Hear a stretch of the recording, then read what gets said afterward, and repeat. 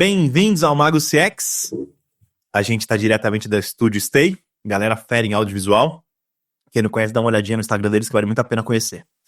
E hoje quem vai contar um pouquinho das mágicas que fez o nosso setor é a Ale Rodrigues, ela que é gerente de CX e UX lá na TOTVS Techfin. Vai até explicar um pouquinho o que é a TOTVS Techfin, né? Diferente da empresa como um todo.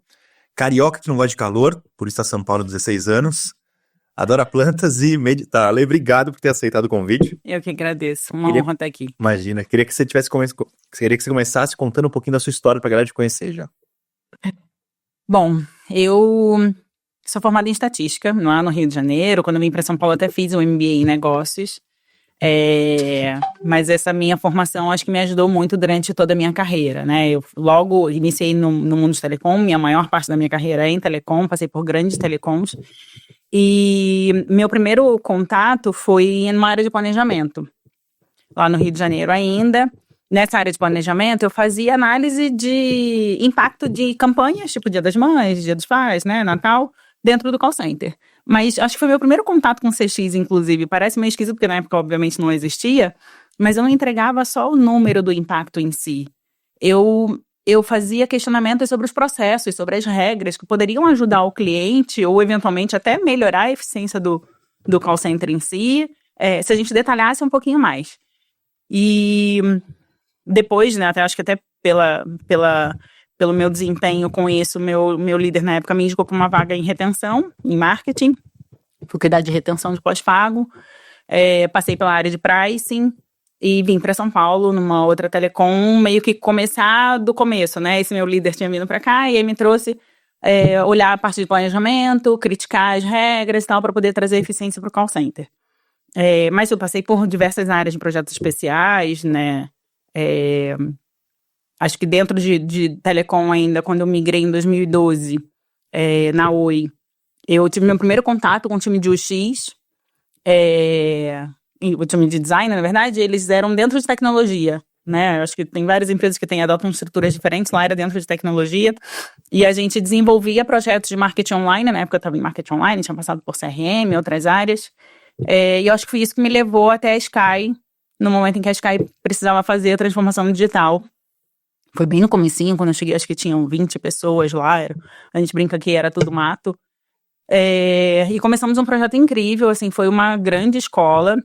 Lá eu passei por 6 estruturas. A gente estava realmente, né, criando a diretoria, era uma diretoria específica para o digital. A transformação aconteceu a gente criando um aplicativo, e aí estruturas diversas, né? Eu cuidei de projetos de relacionamento, assumi uma área a gente adotou um modelo depois de mesas de performance, e aí eu assumi uma área de performance para engajamento, cuidei de rentabilização. Essa tem uma história legal que eu posso contar de rentabilização, porque eu era pessoa. Eu dizia que se eu tivesse que viver de venda, eu morria de fome. Que eu não conseguiria vender um palito. E aí, um dia, chegou e falou, e aí, Ale, vamos, né, fazer rentabilização? Então, beleza, vamos nessa, né? Se eles acreditavam que era possível de mim, quem diria eu que não? A gente tinha uma meta muito grande durante o ano, e aí eu me dei conta que venda era relacionamento. Porque se você vai vender alguma coisa de forma genuína, se importando com o que realmente é importante para quem está comprando, aquilo é relacionamento, não era uma venda empurrada. Então a gente fazia muita coisa, era com muito esforço, para realmente chegar no que era relevante para aquele cliente, sabe? E mudou completamente minha forma de ver o mundo de vendas, né, numa visão relacionamento. E de lá eu passei ainda por novos negócios, enfim, e fui para a TOTVS Techfin 2021, cuidar de B2B, o que minha trajetória em telecom sempre tinha sido B2C. E aí chego na TOTVS Techfin para olhar mercado B2B, que é bem diferente também. Legal. Por que você acha que eles te trouxeram, né? A TOTVS Techfin, primeiro explica o que é essa divisão da empresa, depois a gente... Tá. E você quer saber também por que eles resolveram me levar... O que a TOTVS Techfin faz, né? O que ela é, e depois por que convidaram você, que era de telecom, o que tem a ver, né? Tá. A TOTVS Techfin, ela é uma joint venture de 2 gigantes, né? TOTVS mais Itaú. Mas ela nasceu como uma diretoria dentro da TOTVS, né, que é a maior empresa de tecnologia do Brasil. Eles já tinham essa ambição de fazer com que os clientes da TOTVS não precisassem sair do RP para fazer grandes coisas, né? Eles vão crescendo, inclusive em dimensões, para poder oferecer, né, as soluções que o cliente precisa. E o desafio é trazer soluções financeiras integradas, o RP no modelo RP Banking. Então, quando a gente fala de evoluir a experiência do cliente, é reduzir cliques, diminuir fricção e simplificar a vida para que o cliente consiga pensar no que é core do negócio dele, né? E deixar a parte tecnológica dentro dos serviços financeiros com a gente. E por que me trouxeram para cá? Assim, uma líder que eu tive na Sky, que passou por tudo isso comigo, de criar várias áreas, né? De criar muitas coisas, a TOTVS TechFin estava sendo criada, né, dentro dessa diretoria, então era tudo ainda muito pequenininho. E eu acho que ela via a trajetória que a gente fez na Sky em criar tantas áreas, onde passamos por 6 estruturas, e que era um momento legal também, que ela já tinha ido para a TOTVS antes, já estava em outro desafio indo para a TechFin, já tinha sido um movimento para ela, e ela me trouxe para tocar esse desafio também. Esse é um ponto legal, né, de como você sempre foi sendo puxada por pessoas que tinham visto seu trabalho e falaram, pô, essa menina é diferente, deixa eu trazer junto que eu preciso entregar o desafio. Que o desafio é esse, ir criando coisas, e eu entreguei muitas áreas também, né? Criei áreas, entreguei áreas nessas mudanças de estrutura, e não sendo apegada exatamente pela área em si, mas pelo objetivo final, que era construir alguma coisa muito diferenciada. Boa. E só para entender, então tem o RP, que todas as empresas têm, que é o core. Vocês cuidam de fazer e criar todos os serviços financeiros que vocês podem oferecer ali dentro, mas a oferta é feita dentro do RP, ou não necessariamente? Não necessariamente. Existem modelos diversos de produto. Existem produtos que são bem dentro do RP, como pagamentos, por exemplo, né? Tem soluções fora, tem plataformas formas, enfim, tem várias formas diferentes. Mas tem soluções mais apartadas em plataformas que são integradas, né? Então elas se conectam com o RP, mas as operações são fora, por exemplo. Entendi. Então tem modelos diversos ainda também em evolução, tá? Tá. E como é que foi a mudança do B2C para o B2B? Porque de fato eu acho que você pegou uma mudança, algumas pessoas fazem a mudança, mas assim, eu saí do B2C e fui para um SMB. Não muda tanto assim, acho que é menos. Você saiu de um B2C e foi para um, não sei se é o cliente da TOTVS, é o grandão, né? Então, são todos os níveis de cliente, tem todos os níveis de cliente. Mas o maior desafio, assim, na mudança entre B2C e B2B, tem uma coisa que é muito, muito parecida e tem uma coisa que é muito, muito diferente. Para mim, o que é muito diferente é o tipo de estrutura, né? A organização do B2B. Vou tentar dar um exemplo. Quando você está falando com uma empresa, numa jornada de venda, por exemplo, às vezes você fala com quem nem sequer vai usar o produto. Então, você precisa se reconectar com aquela empresa muitas vezes. São várias vendas. É como se fossem várias vendas. Então, às vezes, você vende para um cara do RH, quem vai tocar ali todas as integrações vai ser a pessoa de TI dele, e quem vai usar no dia a dia vai ser o analista, e quem, de repente, você vendeu, às vezes você vende até para um CFO, vai ser um analista de RH. Então, você fala com muitas pessoas, você tem que meio que revender e explicar novamente todo o processo no B2B. Por exemplo, acho que você tem muitas personas que você se conecta, inclusive em níveis diferentes, né, entre decisor, influenciador e usuário. Mas no final, quando você fala de construir uma plataforma, por exemplo, a gente olhando o nível de usuário, é como se fosse tudo B2C, porque é um ser humano que no dia a dia dele usa a Amazon, Mercado Livre, iFood, e você precisa pensar como essa pessoa, né, raciocina, como essa pessoa tem interações ali digitais ou não, para poder entregar um produto que seja usável para ela. Legal. Entendi o ponto. É isso, um monte de gente junta só. Boa. E essa cadeira, você é estatística, né? Apesar de ter esse olhar de querer entender, meio curiosa talvez, e por que é assim, né? Por que tá acontecendo? Não é só entregar um número. E chegou numa cadeira que é outra, não sei se é outra ponta, mas que tá no outro lado ali, que é entender jornada, entender o usuário mesmo. Se bem que talvez seja seja mesmo olhar, só que com camadas diferentes. Quando você olha só a parte de números, você olha aqui embaixo, depois você vai começando a olhar camadas diferentes. Mas como é que é essa área de CX e UX juntos? Porque, como você falou, né? UX às vezes está em produto, às vezes está em tech, enfim. Como é que é esse... Assim, olha, eu acho que faz muito sentido estar junto, de verdade. Foi a primeira vez que eu tive dentro da minha estrutura o X comigo, né, o time de design, foi na TOTVS TechFin. Antes, minhas relações sempre foram pessoas respondendo funcionalmente para squads que eu tocava, por exemplo, ou pares, né, desenvolvendo alguma coisa junto. mas na estrutura foi a primeira vez. Eu acho que tem muitas conexões, muitas conexões de verdade. Eu acho que time de CX normalmente olha muito mais processo, jornada, e o time de UX ficava muito distante disso, muitas vezes olhando só a construção da plataforma em si, e perdia algumas informações, dependendo da estrutura que você está. Então, acho que a proximidade faz muita diferença. E eu acho que um desafio que independe, né, da empresa, precisa gerar valor para o negócio. Então, se é com CX mais o X, gerar valor para o negócio, a gente faz muita coleta de informação. E aí, eu acho que meu background ali mais de dados, me ajuda a entender que uma fala do cliente hoje, eu saio um pouco, eu tento sair sempre um pouco do quali, que é fundamental, é super importante, e até é difícil algumas pessoas entenderem o valor do quali, para tentar quantificar algumas coisas, né, em relação ao que o cliente me disse hoje. Eu até tenho um modelo que a gente tenta usar, assim. A gente tem uma plataforma que a gente usa de inteligência artificial para armazenar as gravações que a gente faz das entrevistas, porque a gente entrevista muito cliente. E hoje eu posso estar com um roteiro de entrevista, por exemplo, que eu queira me aprofundar sobre um assunto específico. Eu tenho um roteiro, mas as perguntas sempre são abertas, o cliente é livre, é um bate-papo. Então, conforme o cliente vai falando, ele fala sobre outros assuntos, que pode não estar no meu momento de discovery hoje. Mas mais pra frente, pode ser que eu queira. Até porque como a gente está desenvolvendo muita coisa no momento da empresa, daqui a um tempo pode ser que eu queira falar sobre aquelas descobertas. Imagina eu ter que recrutar e entrevistar mais 30 clientes de novo, mais 10, mais 5.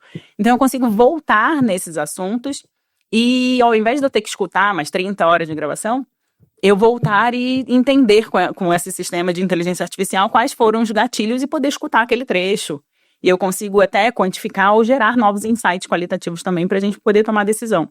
Então eu acho que esse tipo de formação me ajuda também nisso, e parece estar distante, né, da parte menos numérica em si, mas eu acho que tem muita conexão e me ajuda pra caramba, assim, em tudo que eu faço. Legal. Quando você fala do qual e do quant, você entende que óbvio que o qual é super importante, mas você sempre, no final do dia, tenta quantificar ele para virar um dado mais usável. Seria isso ou não? Eu tento quantificar para ele meio que passar a barreira do tempo, sabe? Porque é muito difícil da gente recrutar cliente, os clientes são muito dispostos, a gente entrevista muito cliente, não é só cliente promotor, assim, cliente para entender mesmo o que a gente tem que melhorar, entender no detalhe. O RP ele é super personalizável, né? Então, para cada empresa pode ser uma experiência muito diferente.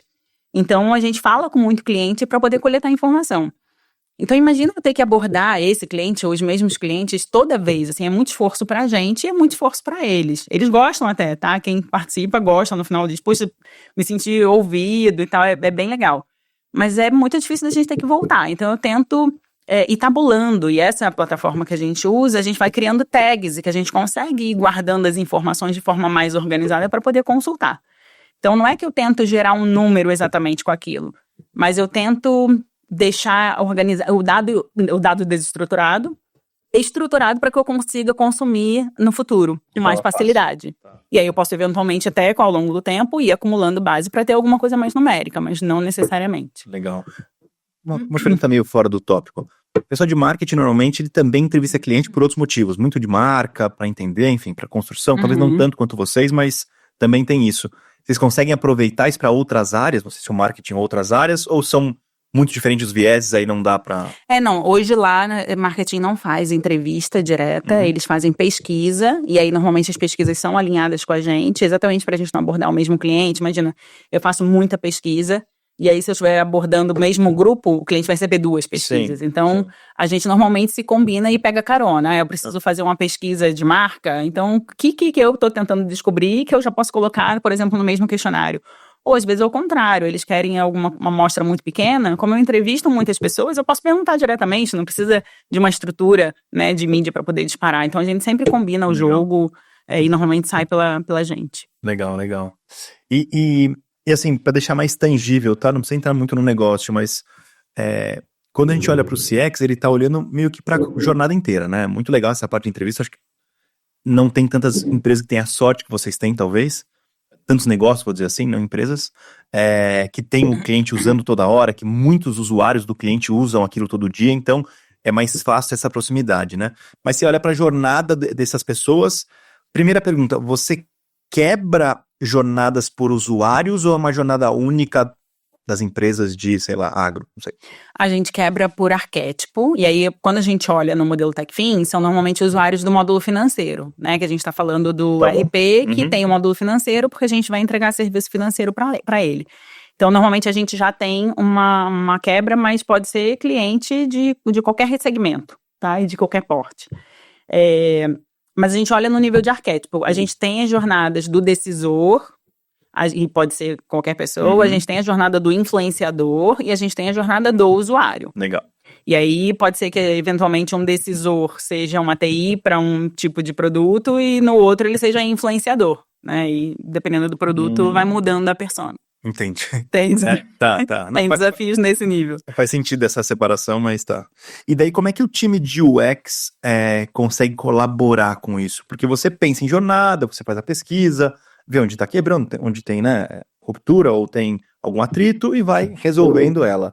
Como é que o time de UX aporta, o que eles aportam, o que é tangível que eles colocam lá para melhorar isso? Tá, eu acho até que eu vou explicar um pouquinho antes sobre o perfil do UX que a gente trabalha hoje e o quanto que, quando eu assumi mesmo gestão de UX, eu entendi que para o momento da companhia, e dependendo das companhias eu já tinha vivido isso, mas um pouco mais distante, né? Não respondiam para mim, então a decisão não era minha. Mas tem 3 perfis, assim. Quando a gente está fazendo um produto, ou olhando para um produto que já está maduro, eu preciso de um UX com um toque mais refinado, que às vezes vai ser um detalhe que vai mudar o jogo e precisa eventualmente olhar muito número, né? Porque às vezes o número é que vai me dizer ali, eu vou fazer um teste. Quando eu estou falando de um produto que a gente já entregou, mas ele está escalando, eu preciso de correção muito rápida. Então, ele precisa estar mais atento a entrega com velocidade, enquanto estuda a solução ideal, eventualmente. Tá bom. Precisa estar disposto ali a assumir, errar e testar. E quando a gente está numa fase construindo do zero, precisa de alguém que tenha muito discovery, muita análise, muito aprofundamento. Então, são perfis diferentes, que é difícil você ter uma pessoa que olha profundamente todos os 3, que dependendo do momento você precisa fazer coisas diferentes. Mas o que eu acho super importante e fundamental é que o UX precisa olhar a jornada inteira. Ele não vai conseguir trazer uma solução digital na plataforma se ele não entender que lá na venda tem um processo que eventualmente não conseguiu ser solucionado como processo. Então, o cliente terá uma dor e ele poderia solucionar isso quando o cliente chegasse na plataforma digital. Então, se ele não entender da jornada inteira, se ele não escutar e não mergulhar nos processos que estão fora ele não traz a solução. Ele não traz a solução. E essa é a parte criativa que eu acho que do desenvolvimento de produto que eles gostam, né? Difícil a gente ter tempo realmente de fazer tudo isso. Então, acho que é por isso que a conexão CX e UX funciona muito bem.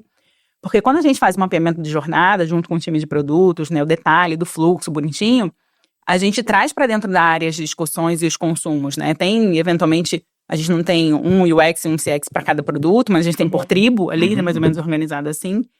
E a gente se ajuda nesse sentido de consumir a informação ou gerar, inclusive, dúvidas e hipóteses para serem testadas em próximas entrevistas. Então, coloca essa na próxima entrevista, porque isso daqui a gente tem dúvida se realmente é assim. Legal. E esse time de UX não é o time de produto, são times diferentes. Como é que eles interagem? A gente trabalha em squad, tá? Então, tem um design alocado, né, um X dentro do squad. No modelo de tríade, tem a pessoa de tecnologia como ponto focal, e o time de tecnologia, tem uma pessoa de produto, e tem uma pessoa de UX. Sempre tem a tríade para poder fazer o desenvolvimento do produto. Legal. É difícil decidir colocar o UX embaixo de produto, em vez de... Tudo faz sentido, mas também tem... Hoje a estrutura está dentro de produtos, tá? Mas já esteve do lado de fora, já esteve dentro, já esteve fora e já esteve dentro de novo. Foi difícil. A gente já testou modelos diversos, foi o que eu te falei, a mudança de estrutura na Sky foi tantas, porque a gente estava testando o que melhor funcionava. E na criação da TechFin a gente vai adequando também o time como precisa, mas sempre funcionou muito bem, muito próximo, estando fora da estrutura de produtos ou dentro da estrutura de produtos. A gente nunca teve nenhum problema, de verdade. Aproveitando falar de Sky, né, que tenho o prazer de poder trabalhar com eles também, a Sky me chama a atenção, talvez por eles não serem as maiores telcos, né, e talvez num setor um pouco que foi disruptado mais rápido, talvez, eles sempre foram mais ousados, não sei se é a minha impressão ou não, mas eles sempre foram muito adiantados em fazer as coisas. Então, coisas que eles faziam lá em 2017, 2016, a galera agora tá tomando coragem para colocar. foi uma baita escola? O que você aprendeu ali ou pôde experimentar, ou tinha liberdade? Total, assim. Eu digo que o que eu vivi na Sky, universidade nenhuma ensina, assim, de verdade. Eu sou muito grata pelos anos que eu tive lá, pela trajetória que a gente fez e as pessoas que a gente encontrou, que, né, são amigos até hoje. Eu cheguei lá em 2016, então é exatamente nessa fase aí que estava começando. A diretoria do digital foi criada para criar uma transformação digital mesmo na empresa, então a presidência não queria que toda a empresa tentasse ser migrada, né? Porque é gigante, então era você tentar empurrar um elefante. Ela queria que uma área começasse separada como a TOTVS TechFin começou, né? Dentro da TOTVS, não dava para fazer como um todo. Começar como essa área e testando modelos. Então, a gente tinha muito mais liberdade de fazer muita coisa. Completamente apartado, tá? Até que um momento não teve jeito. Beleza, a gente já testou isso daqui, funciona desse jeito. Agora, a gente precisa conectar a empresa inteira para a empresa conseguir se transformar. A gente saiu, para você ter uma ideia, quando a gente criou mesmo o aplicativo, que foi a primeira transformação que a gente colocou no ar, a gente criou um aplicativo MVP, né, total desenvolvimento de produto, foi MVP, foi longe do que o meu vice-presidente na época, muito querido, ele dizia que se a gente não tem vergonha do que a gente faz, a gente tá demorando para fazer. Porque a gente precisa ganhar velocidade, né, falar assim, essa tá longe da entrega que eu gostaria de fazer, mas é uma entrega mínima e eu vou evoluindo esse produto. Então, quando a gente fez a entrega do aplicativo, a gente subiu primeiro na loja de aplicativo do Google e a gente foi bombardeado, assim. Foi muito, mas muito, muito, muito. E as críticas eram, né, verdadeiras, no sentido de que, olha, esse aplicativo é para vocês e não para mim, né, é um aplicativo que só vocês querem que a gente use, mas não tem nada para mim aqui, eu comprei entretenimento, não tem nada aqui. E a gente tinha um roadmap para fazer. E foi uma virada importante de que a gente decidiu, então o backlog passa a ser do cliente. E foi de verdade. Mudou a chave. Mas de verdade. A gente tinha um backlog ali organizado para fazer. Mas não necessariamente era na ordem que o cliente queria. A gente precisou mudar muita rota. Conforme o cliente dizia, a gente decidia o backlog a ser implantado. E aí a gente fez uma coisa que na época parecia muito louca, mas virou até case no Google. O Google teve lá 2 vezes para falar com a gente sobre isso, porque a gente começou a responder a todos os comentários. Na época. Nenhuma empresa fazia isso na Store. Nenhuma empresa fazia isso. E a gente respondia o quê? Desculpa, né? Isso, que bom que você quer isso, obrigado, não sei o quê, vamos fazer. E quando a gente começou a implantar, a gente voltava em todos os comentários que tinham pedido aquilo. Exatamente. Atualiza, trabalho absurdo, né? Sim. Mas fez muita diferença. A gente, quando colocou o aplicativo no ar, a gente chegou numa nota de 1.9, se eu não estou enganada, talvez um pouco menos, mas acho que foi isso. E a gente depois alcançou 4.5 com 12 milhões de downloads. Mas porque a gente de verdade foi fazendo o que era importante para eles, sabe? A gente chegou a ter streaming dentro do app. Então, assim, acho que foram grandes evoluções. Ele queria o guia, né? O guia da TV dentro do aplicativo. E era muito complexo de fazer isso. O backlog do guia estava meio que em paralelo, enquanto todo o restante era feito. E a gente dizia, muito transparente para o cliente, estamos desenvolvendo, né? É um nível de complexidade que a gente ainda não alcançou, mas será feito. E a gente voltava e falou, fez, vai lá, atualiza o app e testa. E me diz o que gostou. Então, acho que esse nível de proximidade e conexão, que eu acho que é o que você estava falando sobre estar à frente, né? E testar muita coisa, o digital, de forma isolada, ele teve muita liberdade para fazer isso, sabe? Legal. E depois a empresa conseguiu consumir tudo que tinha sido feito também. Não, muito bacana. Foi um caso, por um lado, muito difícil para eles, por causa de TV, né, a cabo, mas por outro, como a empresa foi se movendo de uma maneira que ela se obrigava a ser mais ousada do que, muito mais do que os outros. Enfim, agora voltando um pouco para TOTVS, como é que assim, vocês têm um produto que não é a sua vertical, que é o RP, mas você se aproveita, uma maneira pejorativa aqui, mas você se aproveita desse produto. Então tem muita coisa que você faz discovery, mas tem uma você lá dentro da TOTVS. Tem. E aí como é que é a... Somos super parceiros, assim, a gente, primeiro que são 2 eus ali, né, tem a pessoa de UX lá do outro lado, que é o pessoal de Hub de Design, que são ótimos, e tem o time de CX também. Então são 2 conexões super importantes que a gente usa Design System da TOTVS. Tá bom. Né? Então tem muita coisa que a gente não pode se desplugar. Então quando a gente quer fazer, por exemplo, uma descoberta, a gente procura os POs da TOTVS, dos produtos TOTVS, para ver se eles já não têm aquele tipo de informação. Porque quando a gente fala de uma jornada muito conectada ao RP, A gente não está falando só da entrega do que eu estou fazendo, né? A gente precisa entender a jornada que o cliente estava tendo quando ele estava usando ali o RP. E muitas vezes o próprio PO sabe, né? Às vezes ele não vai ter um dado de pesquisa específico para me entregar, mas ele vai poder me contar. Então a gente diz que a gente é treinado pelo time da TOTVS, né? Porque são muitos RPs, são muitos módulos, são muitas linhas de negócio específicas, é gigante, inclusive a estrutura.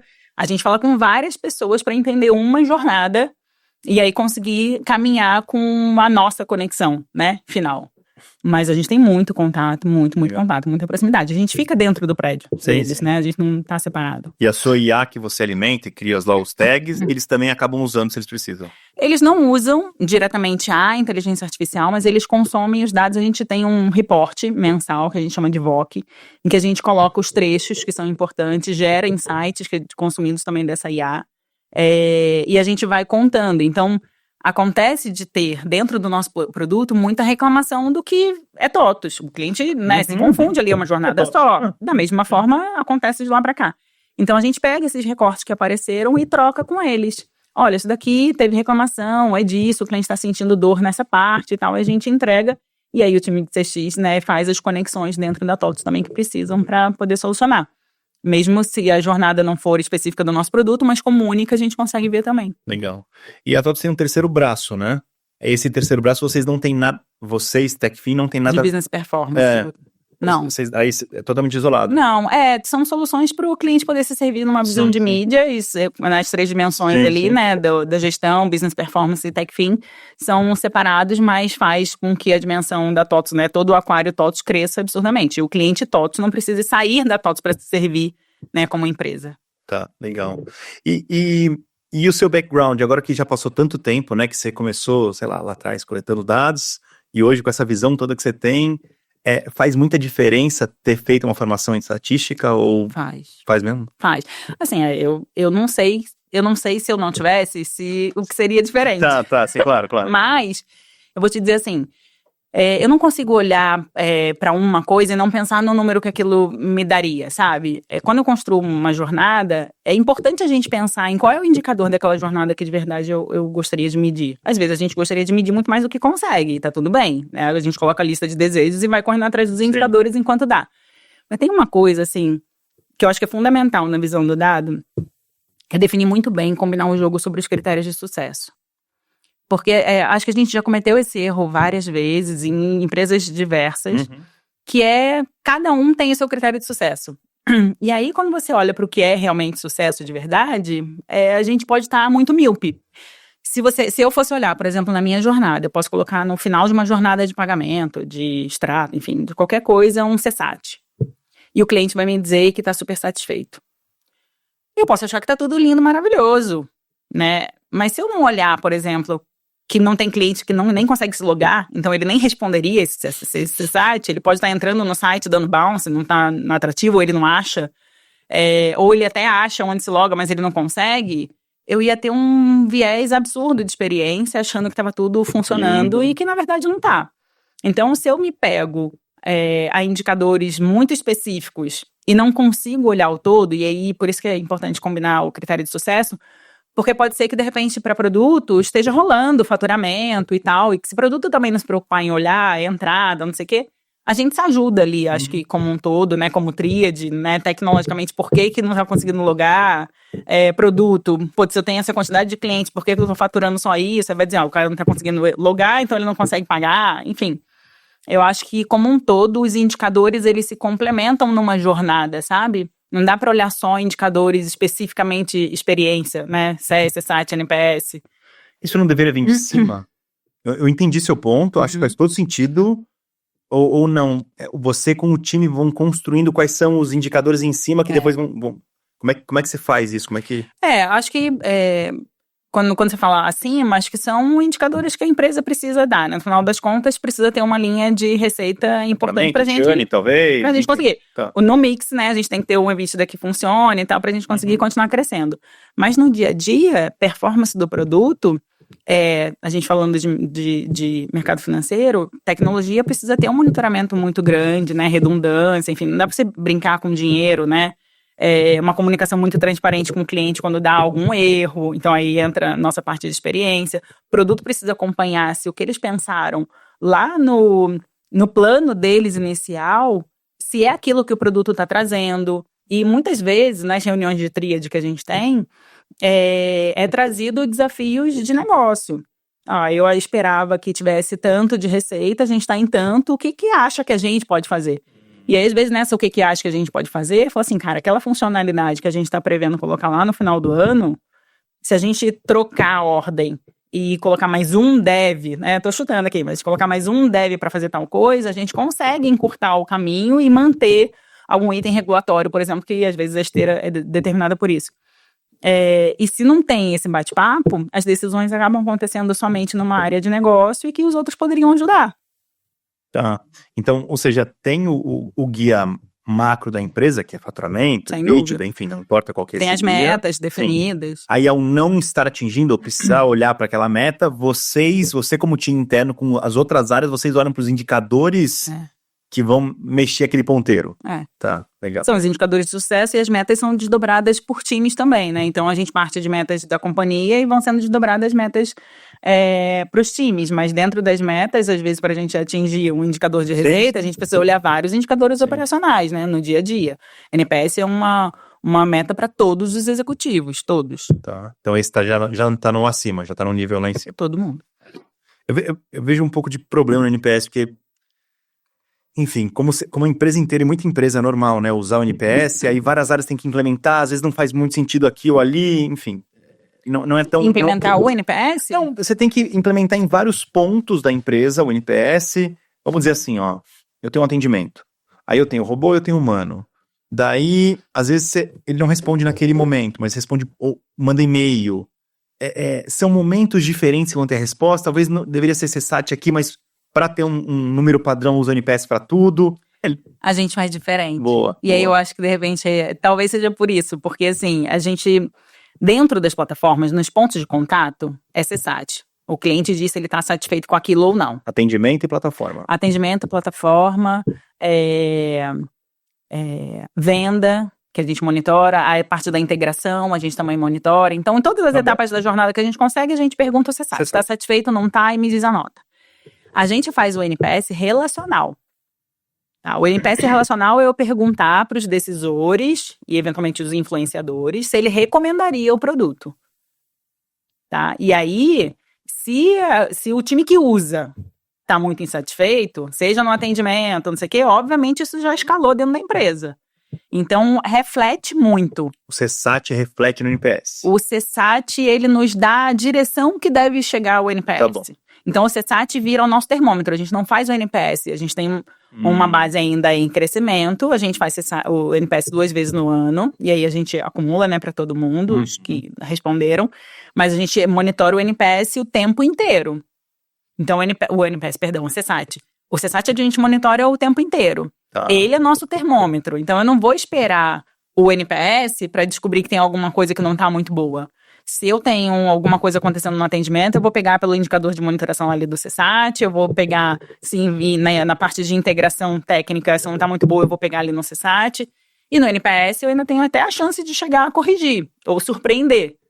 Mas eu não espero o NPS para descobrir, tá? O NPS é realmente o que ele viveu, ele recomenda para outras empresas. O dia a dia é monitorado pelo CSAT. Eu tenho visto muita empresa usar para tentar capturar quente, saber toda hora. E é natural, tá? Como tá na meta de todo mundo, é mais o indicador que todo mundo quer ter o número do que a qualidade, se deveria ter, se faz sentido ou não. Tanto que até que a medição chegue, as nossas reuniões não são tantos não considera tanto o indicador em si, mas o que o cliente está sentindo. Então, a gente fala muito sobre o que o cliente reclamou, o que o cliente está pedindo, do que o número em si. O número é nosso termômetro. Tá bom. Mas se o cliente está reclamando de A, eu quero fazer diferença para o NPS, eu tenho que tratar esse caso A tempo dele sentir. Você está olhando o caso. O número é o nosso termômetro, eu olho os casos. Tá, legal. Olha, eu sei que uma pergunta meio idiota aqui, mas é mais importante para os seus clientes que o time da base que responde o CSAT tá com uma operação muito lisa, mas o diretor tá com problema, sei lá, porque ele não tá feliz com o pagamento, algum nível mais de negócio, menos dia a dia, ou você tá super bem com ele, mas tem muito problema aqui embaixo? O que impacta mais a empresa, que você acha? Onde eu você acho se que preocupa mais? não, acho que hoje a gente se preocupa mais onde está mais quente, Claro, né? né? Hoje tem mais preocupação com a operação. Tá A bom. operação dele precisa estar mais lisa. Isso, naturalmente, ele vai ficar mais tranquilo. Mas varia muito de acordo com o porte da empresa. Porque tem empresa que o dono é o gerente de TI, é o diretor financeiro, é o cara do RH e ele é o operador também. Então, tem empresa que o decisor, ele tá próximo ao nível de ser o operador mesmo. Tá bom. Então, nesse caso, tanto faz, né? Ele vai sentir de imediato qualquer coisa.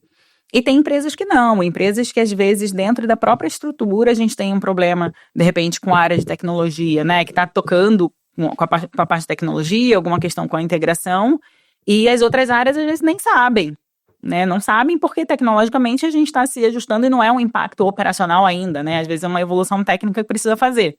Então, dependendo do nível da empresa, a gente impacta muito menos a cadeira, né, acima, mas se a operação tiver sofrida, chega em qualquer nível. Chega. E aí Sem o cara, dúvida nenhuma. eu acho que ele fica mais bravo por chegar da operação do que um eventual problema E dele. até quando a gente fala de, né, valores e tal, negociação, não necessariamente um analista financeiro ali vai negociar, mas eles olham valores para entregar para os níveis acima. Então, ele olhando o mercado, ele vai saber se a gente está competitivo ou não. Então, a gente também é impactado de alguma forma por ele. Se a gente não estiver competitivo, ele faz outra coisa, né? Outra contra-instituição, dependendo do produto. Legal. E a questão de dados, eu sei que você não é de TI, mas por ter esse viés, esse conhecimento todo, você se envolveu na criação de como fazer, você se mete nessa parte um pouco mais técnica, não no desenvolvimento em si, mas de dar insight, dizer como deve ser, como é que o dado deve vir, ou não tanto? Você só... Não tanto, eu acho que nesse nível, mas uma coisa que a gente está organizando a casa, que é a visão do CRM do jeito que a gente quer. Eu participei bastante, né? O gerente de crédito que estava tocando isso, que estava em TI, foi para crédito, para poder exatamente estruturar o CRM do jeito que a gente queria. Então, tem coisas que, como experiência, eu gostaria de consumir e não tenho, e aí a gente trocou muito sobre isso. E coisas que eu, como experiência, deveria fornecer mais para a empresa, e a gente, né, às vezes não fornece da forma estruturada que a gente gostaria, porque essa parte de estruturação do CRM ainda está sendo montada, né, evoluída para um jeito que fique fácil para todo mundo consumir. Então, a gente participa muito dessas discussões e consome muito de tabelas ainda, de dados, e fica mais fácil de entender, né? Então, quando eu tenho uma reunião com o time dele para poder dizer, a gente tem esse tipo de dado, é melhor transformar isso numa variável, para mim fica muito mais fácil de falar para o time, não, isso daqui não vamos levar como um texto, né? Se o cara é promotor, não, vamos colocar só a nota. Isso daqui alguém converte depois, porque o texto depois da manhã não é letra maiúscula, minúscula, não sei o quê. Esse tipo de coisa eu consigo ter, né, a visão para poder ajudá-los na estruturação do dado. Mas eu não participo diretamente da construção, das bases. Tá. E assim, quando alguém ouve falar de CX no comecinho, ele tem uma visão meio romântica da coisa, né? A experiência do cliente, vai pensar lá como é que eu vou agradar e tal. E quando alguém te escuta, talvez você seja o mais oposto, não falo de maneira ruim não, de maneira boa, mas no sentido de estruturado, número, processo, olhando pro todo, entendendo, arrumando, resolvendo problema, né?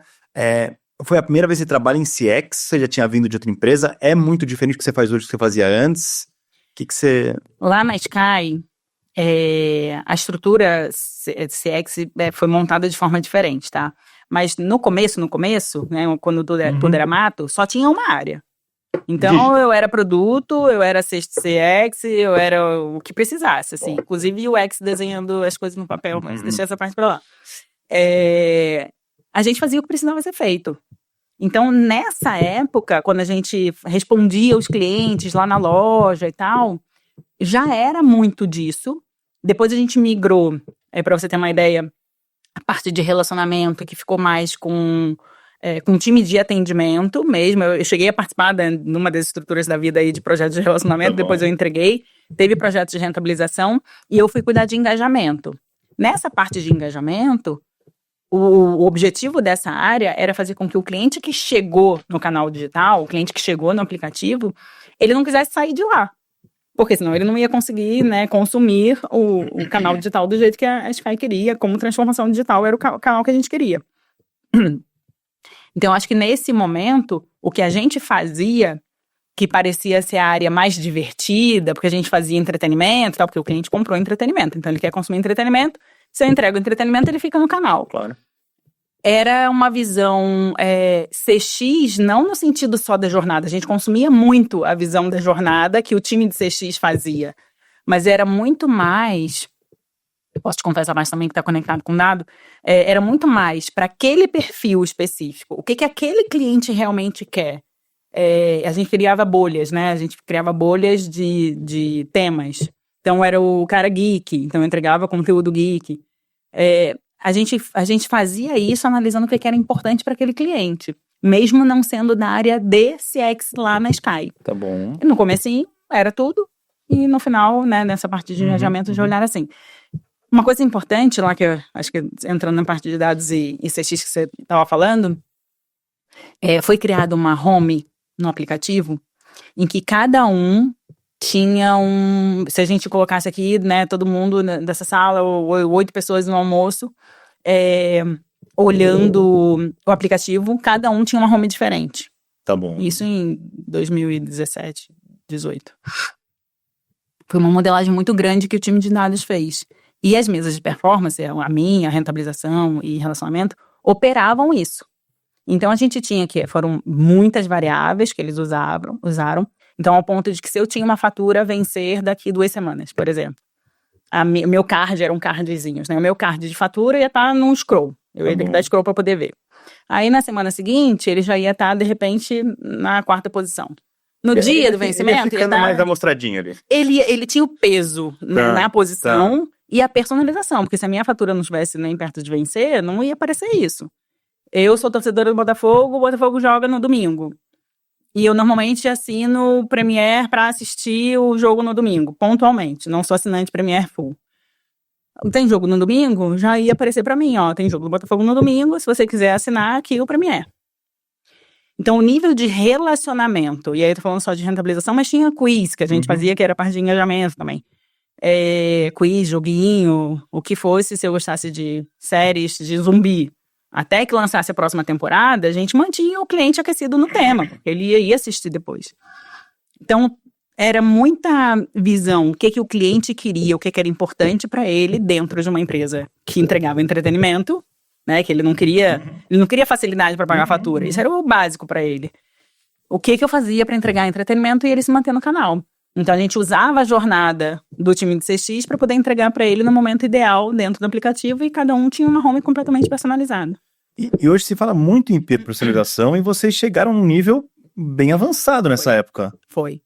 O time de Analytics e dados, né, 2 times incríveis lá, eles fizeram uma modelagem muito bacana mesmo. Era difícil pro lado de trás tocar isso ou depois ele... Era operacionalmente trabalhoso, mas porque a gente entregou, vamos fazer com muito trabalho mesmo, vai que não funciona do jeito que a gente espera, e aí foi evoluindo, né? Transformaram num CMSzinho que era mais fácil de fazer a personalização. Automatizando essa... A gente tinha que subir na mão, na hora que a gente queria. Depois a gente conseguia fazer agendamentos, né? A gente fazia os agendamentos, fazia, né, tudo no paralelo, e a gente definia os perfis e os níveis, né? Para entender o nível de importância se para aquele cliente eu quisesse passar na frente. Sei lá, vai ter Olimpíadas. Não importa se o cara gosta de esporte ou não, eu quero que todo mundo veja que vai passar a Olimpíada. Eu colocava lá em cima. E as mesas tinham que se falar, né? Então eram 3 mesas de performance, mas as mesas precisavam se falar. Então, relacionamento, engajamento e rentabilização tinham seus backlogs separados e eles 3, né, as 3 mesas se reuniam para poder tomar algumas decisões conjuntas como essa. Tá. E o aplicativo, que hoje eles têm o Digo, não sei se é o mesmo aplicativo? Não é. Era outro. Para mim, Sky, na época. Tá. Que aí depois eles transformaram, porque na época eles chegaram a colocar o Sky Play, que era, né, o consumo do streaming dentro desse aplicativo, e aí depois eles separaram para o DirecTV Go. Tá, entendi. Voltando agora no tema financeiro, você veio sempre de telecom, você dominava, você passou por muita coisa diferente de telecom, desde atendimento no começo, produto, rentabilização, loucuras. Você passou por quase tudo e você tem uma visão muito boa do todo, então isso ajuda você a entender bem. A parte da vertical, né, telecom versus finanças, quando você migrou, sofreu muito? Não precisa conhecer tanto quanto você conhecia antes? Como é que... Eu acho que depende muito da estrutura que você vai. Tá. Porque se você tem pessoas de produto que conhecem bem do produto, você, como CX, você não precisa conhecer profundamente. Mas a gente sentia falta. Então, o que a gente começou a fazer no começo? A gente preferia contratar pessoas, né, CX ou X, que já tinham vivência no mercado financeiro para poder nos ajudar naquele entendimento. Aos poucos, isso foi perdendo a maior relevância. Hoje, a gente já tem, né, times de produtos também muito mais estruturados que dependem menos de mim. Então, eu prefiro hoje ter pessoas mais especialistas na cadeira que a gente tem técnica, né, em CX ou X, do que do produto em si, porque trabalham em conjunto. Então, no squad, eles se complementam. Então, hoje, depende da maturidade ali ou da época que a empresa estava e você vai construindo. Vai migrando a nível de importância para isso. Legal. E na parte de estruturação, né? Você não precisa falar de qual empresa, mas de maneira geral, você tem áreas como o VOC, o atendimento ao cliente, pelo que eu entendi, fica fora. Uma operação de atendimento é fora. Uhum. Mas que área você tem? Como é que funciona essa esteira, né? Vem do VOC, o VOC captura informação tal, traz para cá, isso aqui vira comitê e segue a esteira para... Como é que é o... A gente que cria, né, esse reporte do VOC, a gente consome de todas as fontes possíveis. Então, às vezes, a gente está numa reunião e alguém do comercial fala, o cliente tal falou isso. O VOC tá atento. A gente anota. E depois a gente volta até nesse comercial e fala assim, cara, mas foi em que contexto? A gente pega mais detalhes. Às vezes ele tem o print do WhatsApp, a gente entende o que aconteceu, a gente, né, entende um pouco mais da história que aquilo rolou. Além das nossas entrevistas, tá? E a gente consome muita informação do time de atendimento. Você pergunta também atendimento? Muito. A gente consome muita informação do time de atendimento. O time de atendimento estava na mesma estrutura, mudou agora recentemente, mas a gente consome muita informação deles. A gente tem, né, o CSAT ali, a gente acompanha no dia a dia. Então, dependendo de como estão as coisas, a gente se aprofunda um pouco mais, a gente consegue ler os chamados, a gente bate papo com os analistas que atendem, e o atendimento que a gente está falando aqui são atendimentos mais técnicos, visão e integração. O comercial é que fica mais com a ponte relacionamento-produto. Ele normalmente se serve, né, sem precisar de grandes interações. Então tem todas as pontes. Qualquer pessoa que fale com o cliente, tanto que o que a gente divulga, todo mundo é responsável, né, por coletar e fomentar a voz do cliente em si. A gente consolida isso. E aí, com a consolidação, a gente consegue trazer insights, criar hipóteses que serão testadas, validadas, isso. E aí leva para o time de produtos e TI, né, na tríade ali, e eventualmente discutir o que é relevante e colocar num ciclo de melhoria contínua. E aí vira backlog do time que entendeu que aquilo era importante, relevante para ser corrigido ou para ser evoluído, funcionalidade. Quando o cliente fala, inclusive, de questões que não são, né, do nosso produto, são do produto TOTOS direto, a gente chama até o pessoal da TOTOS para entender se é uma coisa que o cliente às vezes não sabe, às vezes é só uma explicação mesmo, porque a gente fala, eu acho que o produto é assim. Como não é exatamente nosso produto, a gente não vai responder para o cliente, é assim, então a gente sempre envolve. Então, às vezes é só um esclarecimento, né, uma aproximação que precisa, e a gente envolve quem precisar e colhe de onde estiver. Tá. E a decisão de ser mais emergencial e ser mais estruturante, ou vocês não pegam muita coisa emergencial porque isso quem pega é o atendimento? Vocês só pegam o estruturante, como é que... A gente pega bastante coisa emergencial, mas não vou te dizer que são coisas que a gente não sabia. Tá. Já era sabido, quando aparece alguma coisa que é mais emergencial, a gente já sabia, né? A gente como empresa já sabia, né? Não é a gente ali em CX que normalmente levanta a mão, isso já apareceu em atendimento, já apareceram reclamações, né, mais quentes em outro lugar. E quando tem esse tipo de coisa, o que a gente faz é a gente acompanhar se foi algo que realmente foi solucionado ao longo do tempo e a gente sabe que isso vai respingar. E aí, tem duas coisas que eu acho que é bacana. Quando a gente tem um impacto grande, né, na operação de algum cliente, como que a gente faz com que aquilo não fique numa distância de, aconteceu, eu vou deixar ali, né, quieto. A gente teve um produto, já mudou, já é um outro tipo de estruturação, que a parte de conexão, a parte da integração era uma etapa longa ali da jornada. E a gente queria, já tem bastante tempo isso até, a gente queria fazer um marco, sabe? E óbvio que a integração acontecia muito problema, era integração técnica, tá? Qualquer sistema. Muito problema, mas tinha parte de teste, então era na parte de teste, tudo controlado, mas acontecia. E a gente queria marcar aquela etapa importante e criar uma conexão diferente com esse cliente. Eram poucos clientes e grandes clientes. Nesse caso, eram poucos e grandes. E aí a gente resolveu testar que no final dessa etapa de integração a gente ia mandar um brindezinho. Então era um brinde simples, não era pelo valor em si. E uma carta escrita à mão. Por uma das pessoas que estavam participando do projeto. E aí foi impressionante o quanto a devolutiva da carta escrita à mão superou as nossas expectativas. As pessoas falavam, porque não era simplesmente... A gente não queria que fosse um papel timbrado com uma assinatura digital e tal, mandar, e nem um e-mail. A gente queria realmente criar conexão, e a gente resolveu testar. A ler e escrever uma carta. A pessoa que estava lá, que participou do projeto durante 2 meses, escrevia e citava coisas que tinham acontecido. Teve uma menina até que ia casar, ou eu tinha comentado durante as agendas, né, em reunião de casamento, que ia no buffet, não sei o quê. E aí, quando a pessoa foi escrever, ela falou isso. Espero que dê tudo certo no seu casamento, que você seja muito feliz e tal. E aí, depois a menina respondeu, falando, nossa, quando chegou pra mim a carta, eu até me emocionei. Como vocês lembravam disso? Então, assim, são coisas muito pequenas, que quando você se conecta com o ser humano de verdade do outro lado, você não só consegue marcar o final daquela etapa, como gerar uma conexão importante que vai te ajudar nas etapas seguintes, sabe?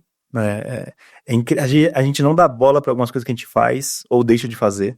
Tipo, essa carta, lembra do casamento, ou tava até agora um exemplo ontem que o pessoal falou, nossa, o rapaz ficou muito feliz porque, não vou falar o nome aqui, mas perguntou como é que tava a filha dele.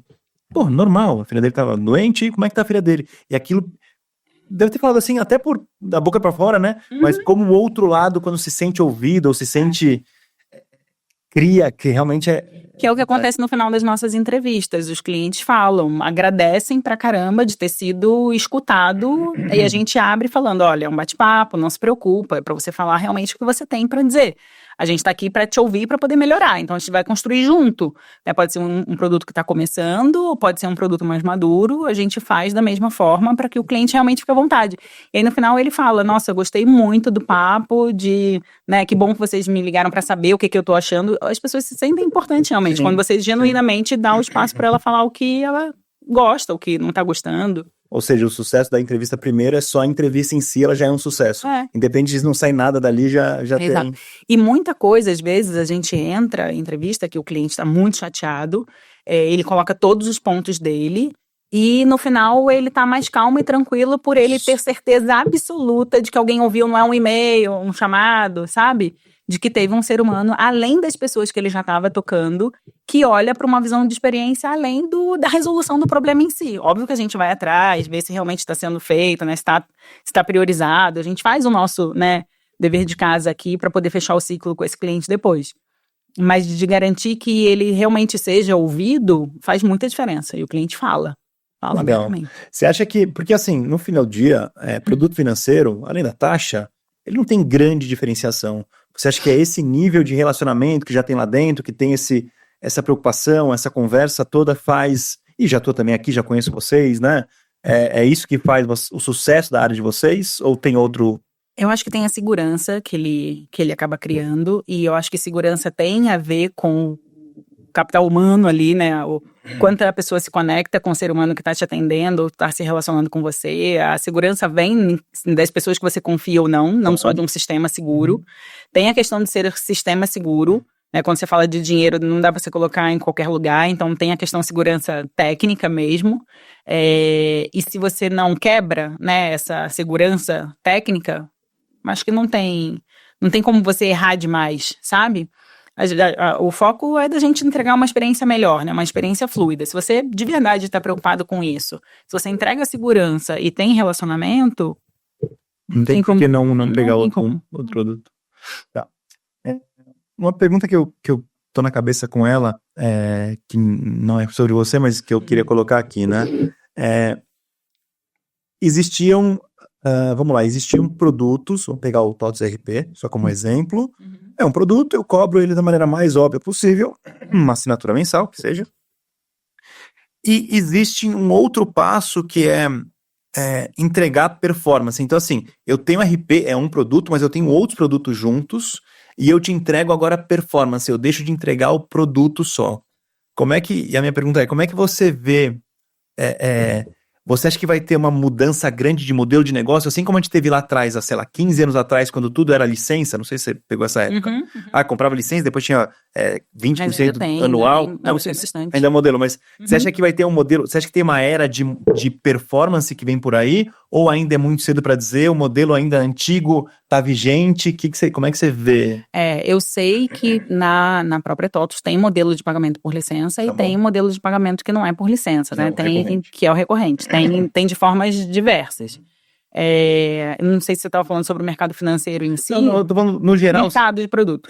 Produtos, você acha que eles vão passar... Então, vamos lá. Tinha o produto que é o mensal, o anual lá que pagava, tal, comprava. Você tem depois uma mudança para o mensal, para o SaaS, né? Vamos chamar assim. Você acha que vem uma nova era onde o cara vai vender performance e não mais assinatura, vamos dizer assim? Ou você acha que ainda é muito cedo e não está vendo essa migração? Eu acho que é possível, talvez em alguns mercados aconteçam com mais facilidade. Quando você está fazendo consumo pensando no streaming da vida, ou de um produto que vai te trazer, né, recorrência, porque no financeiro você já cobra uma taxa, às vezes, em cima de uma transação, né? Então acaba sendo por performance. Acaba que, se você usa mais, dependendo do produto, você consegue fazer negociação de que, então, quanto mais você usa, menos você paga. Perfeito. Então, hoje já tem muitos desses modelos, mas eu não acho que é aplicável a qualquer tipo de produto. E aí, talvez demore muito mais tempo para encontrar um outro modelo, que talvez nem seja esse que a gente está falando, que sirva, né, para todo mundo e que foi tendo essas migrações. Porque ainda existe, né, por licença, ainda existe por participação, ainda existe por performance. Então, conforme você vai performando, você vai pagando mais.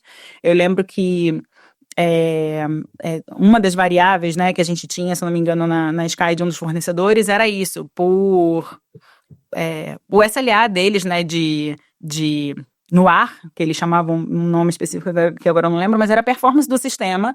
Ele tinha penalidade ou benefícios em pagamento se ele atendesse. Se ele ficasse tanto tempo no ar sem cair, será 99% de... Ele tinha um SLA contratado, que agora eu não lembro qual era, e se ele atingisse aquilo, pagava o que estava combinado, se ele ficasse abaixo tinha uma penalidade, se ele ficasse acima, tinha uma outra questão. Então, acho que tem vários modelos, assim, Mas você não vê uma tendência de algum modelo específico? É muito mais por produto? Hoje eu não vejo. A própria Sky, ela tinha uns modelos muito legais, olhando do ponto de vista dela, porque assim, quando uma empresa grande contrata um fornecedor, eu contratei hoje. Talvez daqui a 2 anos, tudo custou muito mais caro, sei lá, o cloud, ou ficou muito mais barato, então eu não sei, tudo bem que eu fiz uma RFP certinha e tal, mas eu não sei, as coisas mudam muito rápido. Tem modelo de revisão, tem que ser. De revisão, mas eles tinham um modelo de competição, que eles iam colocando alguns em algumas áreas, né, para competir. E aí você começa a ver que existe, só de você ter competição interna, existe uma vontade maior daquele fornecedor estar sempre também evoluindo. Então, ser fornecedor da Sky é mais difícil porque tem a competição, mas te melhora como fornecedor. Porque você melhora ali e fala, opa, isso aqui eu posso implementar, deu certo aqui, porque eu fui obrigado a correr, né? Fui obrigado, então eu implemento em outros projetos que eu tenho. Tem muito fornecedor que adota modelo como se fosse de parceria, né? Ele te cobra menos, de repente, no começo, porque, quer entrar no negócio contigo, e aí faz um contrato, de repente, mais longo. Então, já que eu não vou te cobrar no começo, eu vou fazer um contrato longo contigo e vou pegando parcelas do seu crescimento. Então, quero que você cresça tanto quanto eu, então cresceremos juntos. E aí depende do modelo de negócio que a pessoa, às vezes, você não tem budget para investir naquele momento, você topa um contrato mais longo que te devolva, né, uma parceria de ganho e custo. Legal. Ale, muito bom, acho que baita visão de produto, você conhece o produto, conhece do todo, você olha para o todo, assim, muito, muito legal a sua visão e o jeito que você toca uma área de CX junto com o UX, que também, apesar de ser meio óbvio, não é tão comum, né? Adorei aqui nosso papo, muito bom. Eu que agradeço muito, muito gratificante ter vindo, espero que o pessoal goste também. Obrigada. Boa, valeu.